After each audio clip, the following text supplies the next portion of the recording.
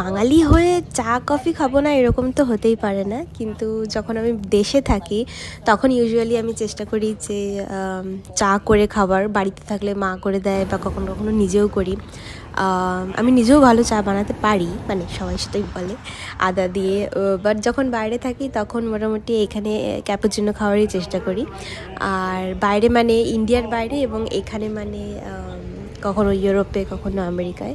So বেশিরভাগই morning আমার শুরু হয় ক্যাপুচিনো দিয়ে, এবং তার সাথে একটা কিছু থাকে। সেজন্যই আমি এত মোটা হচ্ছি বেসিক্যালি এই কারণে যে সকালবেলা থেকেই আমার ভুলভাল খাওয়া শুরু হয়ে যায়। তো এই ছোট্ট কোজি ক্যাফেটা আমার একদম বাড়ির আর যে ল্যাব আছে তার মাঝামাঝি একটা ক্যাফে। তো প্রায়শই এখানে চলে আসি, এবং ল্যাবের কাছে স্টারবাক্সও আছে। তো মোটামুটি সব দাম এখানে একই, কফি হোক বা অন্যান্য কিছুর সমস্ত জায়গায় একই দাম, প্রায় $5 থেকে $6 মতন পড়বে। যাই হোক, ক্যালিফোর্নিয়া এমনিতেও খুব কস্টলি। এই দোকানটা খুবই ছোট্ট এবং খুবই সুন্দর। আমার এই সাজানো গোছানোটা ভীষণ ভালো লাগে।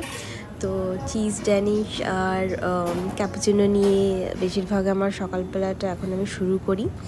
যাওয়ার পথে মাঝে মাঝে এখান থেকে কফি নিয়ে বেরিয়েও যাই, কারণ আমার সাইকেল আছে।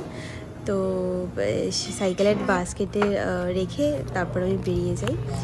তো এটাই আমার বেসিক্যালি মর্নিং রুটিন। প্রথমেই মানে বেরিয়েই কফি নিয়ে তারপর সমস্ত কাজ। এটা আমার সাইকেল। আর কেটে যাচ্ছে মোটামুটি দিন এখানে। একা একা থাকি নিজের মতন।